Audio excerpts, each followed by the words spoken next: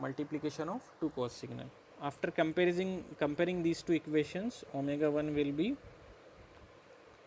n by 8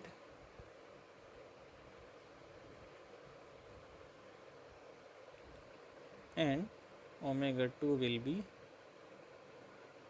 pi n divided by pi by 8.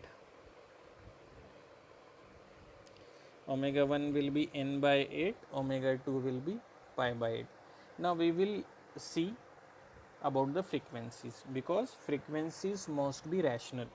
So the first frequency 2 pi f1 equal to n by 8, second 2 pi f2 equal to pi by 8. So f1 is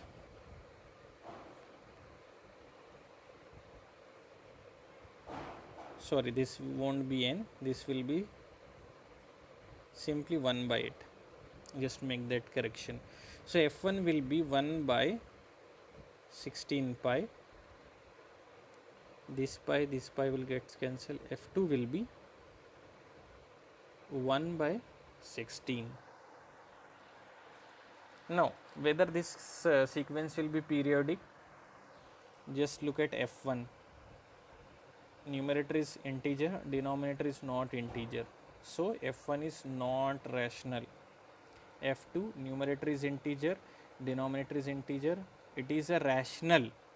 f2 is rational, f1 is not rational, but the multiplication of f1 and f2 won't be a rational.